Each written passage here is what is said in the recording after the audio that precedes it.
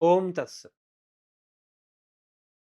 जिज्ञासु मित्रों, बहुत बहुत अभिनंदन है आप सभी का दिव्य सृजन में।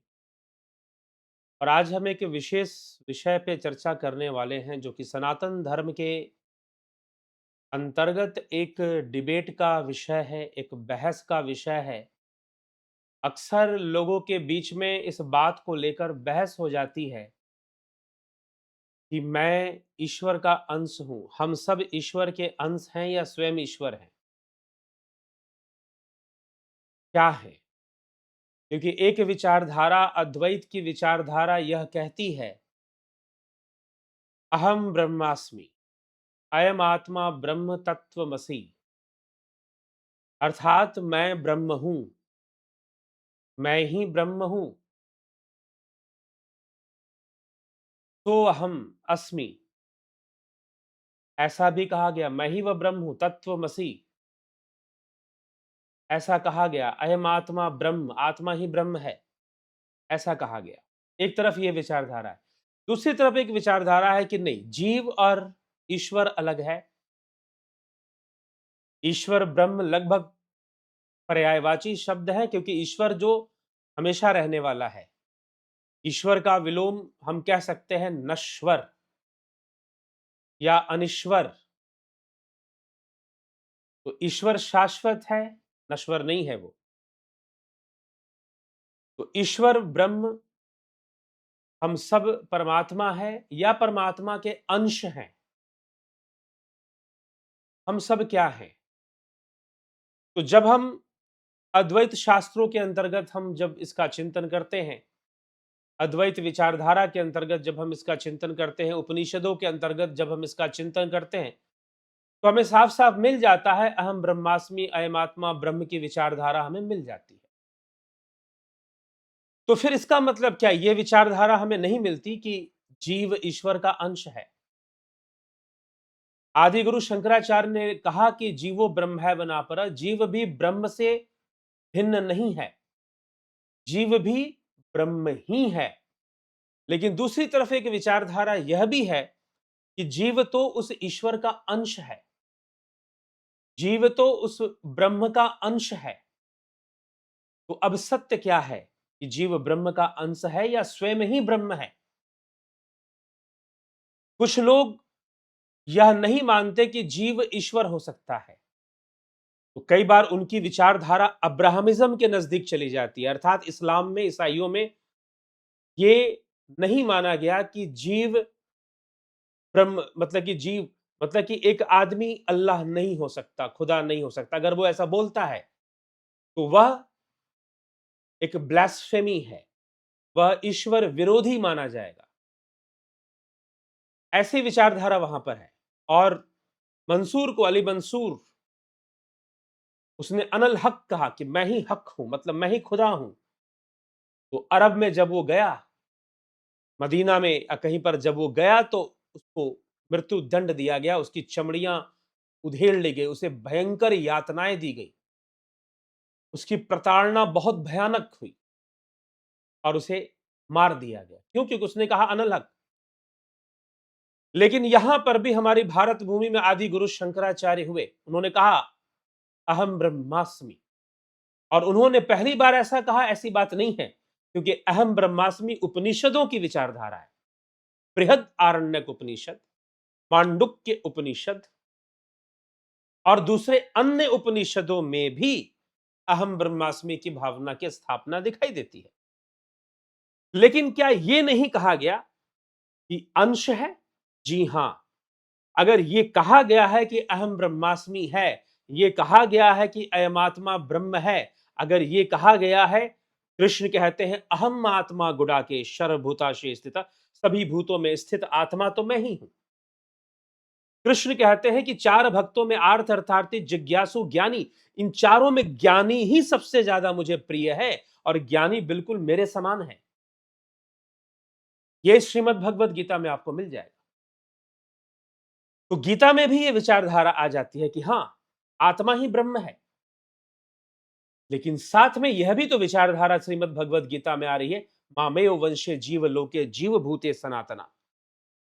सनातन शब्द श्रीमद् भगवद गीता में सनातन धर्म की बात हो रही है। यह संपूर्ण जीव जगत मेरा ही सनातन वंश है, अर्थात ये जीव मैं नहीं, ये मेरा वंश हो गया। फिर यहां पर ये भी तो विचारधारा आ रही है। लेकिन इसका अगर आप निराकरण, कई लोग इसका जो उदाहरण लेते हैं, इसका जो तर्क देते हैं या प्रमाण देते हैं, शास्त्र प्रमाण तो रामचरितमानस से देते हैं। गोस्वामी तुलसीदास जी साफ साफ शब्दों में लिखते हैं, ईश्वर अंश जीव अविनाशी चेतन अमल सहज सुख राशि। जीव जो है वो ईश्वर का अंश है, वह चेतन अमल सहज सुख राशि है।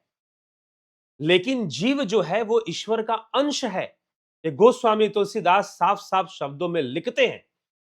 लेकिन महानुभाव, अगर आपने ये चौपाई रट ली है तो आपने अधूरा रटा है, अधूरा रटा है। आप उस पूर्ण प्रसंग को जरा पढ़िए एक बार कि गोस्वामी तुलसीदास जी कह क्या रहे हैं। तो आइए आज हम रामचरितमानस पे आधारित चर्चा करेंगे और तुलसीदास जी ने कैसे अद्वैत की स्थापना की है उसको समझेंगे। और यह है उत्तरकांड का 116वां दोहा और 117वें दोहे के अंतर्गत जो चौपाइयां आती हैं, कभी ध्यान से पढ़िएगा। यह नहीं कि ईश्वर अंश जीव अविनाशी चेतन अमल सहज सुख राशि पढ़ लिया, अरे हमें हमारी बात मिल गई, जीव तो ईश्वर का अंश होता है, हमने रट लिया और प्रवचन में 1000 लोगों को सुना दिया। कथावाचक यही कर रहे हैं। लेकिन तुलसीदास जी कह क्या रहे हैं, जरा हम आज उसको समझने का प्रयास करते हैं। तो मैं पढ़ के सुनाऊंगा, आप लोग उसको सुनिएगा कि रामचरितमानस में तुलसीदास जी क्या कहते हैं। चलिए,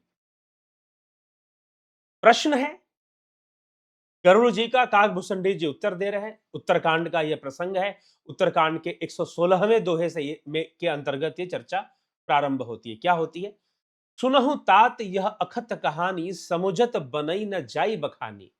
ईश्वर अंश जीव अविनाशी, चेतन अमल सहज सुख राशि। हे तात, यह कथनीय कहानी है, अकथनीय कथा है। यह समझते भी नहीं बनता, मतलब इसको समझना बड़ा कठिन है। क्या समझना कठिन है? कि जीव ईश्वर का अंश है और यह जीव अविनाशी भी है, चेतन निर्मल स्वभाव और सुख की राशि है। इसके पास पूर्ण सुख है, लेकिन यह ईश्वर का अंश है। अब अगला दोहा लोग बहुत कम लोग पढ़ते हैं। तो तुलसीदास जी क्या लिखते हैं? सो माया बस भयहु गोसाई, बंधियों कीर मरकट की नाई। जड़ चेतन ही ग्रंथि परि गई, यद्यपि मृषा छूटत कठिन। हे गोसाई, यह वह माया के वशीभूत होकर तोते और वानर की भांति अपने आप ही बंधा हुआ है। जैसे बानर चने लेने घड़े में सुराही में हाथ डालता है, हाथ फंसा देता है। दाना खाने तोता जाता है और पिंजड़े में फंस जाता है। इसी प्रकार जड़ और चेतन की गांठ पड़ी हुई है, जिसके कारण यद्यपि यद्यपि वह ग्रंथि क्या है? मिथ्या है। ये जो तुम्हें जड़ और चेतन दो वस्तुएं दिखाई दे रही है ना, ये तुम मिथ्या का दर्शन कर रहे हो। वास्तव में ना तो कुछ जड़ है ना कुछ चेतन है, वह ब्रह्म ही सब कुछ है। वह ब्रह्म ही जड़ हो रहा है, वो ब्रह्म ही चेतन हो रहा है। ये तुम्हारा भ्रम है कि जड़ चेतन दो चीजें अलग अलग हैं। ठीक है? तो अब यहां देखिए तुलसीदास जी साफ साफ लिखते हैं कि जड़ और चेतन की गांठ पड़ गई है। यद्यपि यह जो गांठ है मिथ्या है, यद्यपि मृषा, यह मिथ्या है, कोई जड़ चेतन की गांठ नहीं है। यद्यपि वह ग्रंथि मिथ्या है, तथापि उसके छूटने में कठिनता दिखाई देती है। ठीक है? अब आगे इतना कह दिया, उसके बाद तुलसीदास जी क्या कहते हैं? तबते जीव भयउ संसारी, छूट न ग्रंथि हो ही सुखारी। श्रुति पुराण बहु कहे उपाय, छूट न अधिक अधिक अजुराई। कि तब अरुझाई, तब से जीव संसारी हो गया। जब से ये गांठ बनी तब से जीव संसारी हो गया। अब ना तो गांठ छूटती है और ना वह सुखी हो पाता है।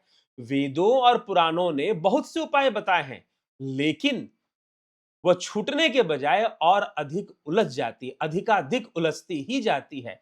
छूटना अधिक अधिक अरुझाई, और अधिक उलझ रही है, जितना उसको छुड़ाने की कोशिश की जा रही है। जीव हृदय तम मोह विशेषी, ग्रंथि छूटी किमी परई न देखी।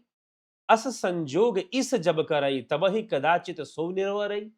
कि जीव के हृदय में अज्ञान रूपी अंधकार विशेष रूप से छा रहा है, इससे गांठ देख ही नहीं पड़ती, छूटे तो कैसे?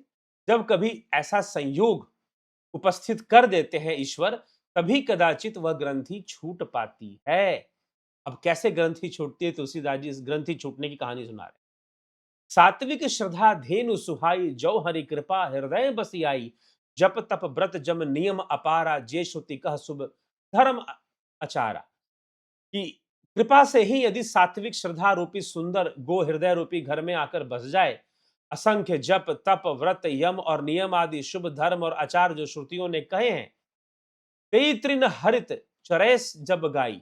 और वह जो गाय है, जो तृणों को जब वह गोचरे आस्तिक भाव रूपी छोटे बछड़े को पाकर वह पहनावे, निवृत्ति अर्थात सांसारिक विषयों और प्रपंच से हटना, और वह जो है विश्वास रूपी दूध को दूहे निर्मल बर्तन में निष्पाप रूपी मन से, तब जाकर यह योग शुरू होगा। अब योग का प्रारंभ परम धर्म में पै दुही भाई, अवटे अनल अकाम बनाई। कि भाई इस प्रकार परम धर्म में दूध दूह कर उसे निष्काम भाव रूपी अग्नि पर भली भांति उबालो, औटाओ, फिर क्षमा और संतोष रूपी हवा से उसे ठंडा करे, धैर्य तथा शम रूपी जामन देकर उसे जमावे, तब मुदिता रूपी कमोरी में तत्व विचार रूपी मथनी से दम के आधार पर सत्य और सुंदर वाणी रूपी रस्सी लगाकर उसे मथे, और मथ कर तब उसमें निर्मल सुंदर अत्यंत पवित्र वैराग्य रूपी मक्खन निकलेगा। तब क्या होगा, जब वैराग्य रूपी मक्खन निकलेगा तो जोग अग्नि प्रकट होगी। तुलसीदास जी लिखते हैं दोहे में, जोग अग्नि करी प्रगट, तब कर्म शुभा शुभ लाई, बुद्धि सिरावे ज्ञान घृत, ममता मल जरी जाई। तब योग रूपी अग्नि प्रकट होगी, और योग रूपी अग्नि प्रकट करके उसमें समस्त शुभाशुभ कर्म रूपी ईंधन लगा दे। अब वो कर्म करे, और जब ममता रूपी मल जल जाएगा, ज्ञान रूपी घी को बुद्धि से ठंडा करे, तब विज्ञान रूपिणी बुद्धि विशद घृत पाई, चित दिया भय द्रह दृढ़ समता दियटी बनाई। तब विज्ञान रूपिणी बुद्धि उस निर्मल घी को पाकर उससे चित्त रूपी दिए को भरकर समता के दिवट बनाकर उस पर उससे दृढ़ता पूर्वक जमा कर रखे। मतलब अब ध्यान की प्रक्रिया शुरू कर दे वो। तब जागृत स्वप्न सुषुप्ति तीन ही अवस्था, तुलसीदास जी ने यहां पर तुरीय अवस्था की चर्चा की है। क्या कहते हैं, तीन ही अवस्था तीन ही गुण, तेही कपास ते काढ़ी, तूल तूर्य संवारी पुनी, बाती करे सुघाड़ी। तूल तुरीय, तुरीय मतलब तुरीय अवस्था, तीन ही अवस्था तीन ही गुण, जागृत स्वप्न और सुषुप्ति तीनों अवस्थाएं, और सत्व रज और तम तीनों गुण रूपी कपास से तुरीय अवस्था रूपी रुई को निकालकर, और फिर उसे संवार कर उसकी सुंदर कड़ी बत्ती बनाए। मतलब तुरीय अवस्था में रहना सीख ले, ध्यान करना सीख ले।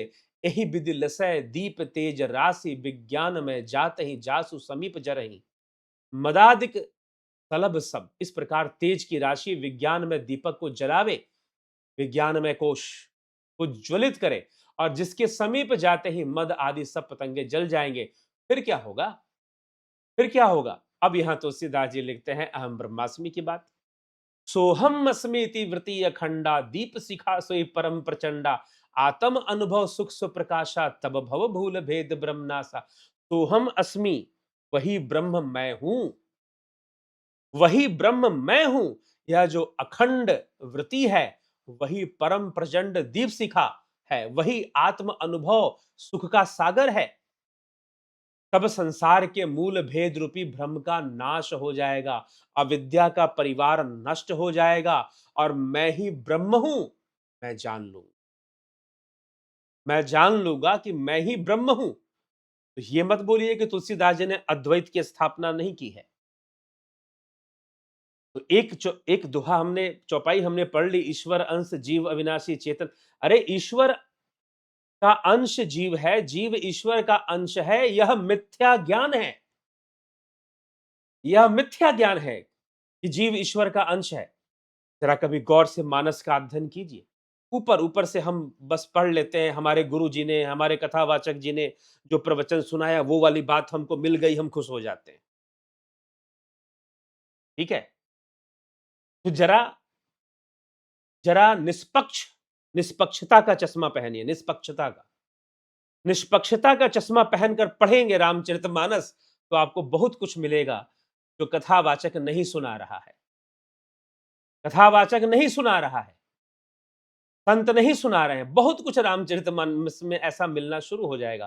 तो तुलसीदास जी यहां पर स्पष्ट रूप से श्री रामचरितमानस में अहम ब्रह्मास्मि सोहम अस्मि आत्म अनुभूति ज्ञान की चर्चा कर रहे हैं। और ये कहना कि जीव ईश्वर का अंश है, ये मिथ्या जगत में सही है, ये अज्ञानता में सही है।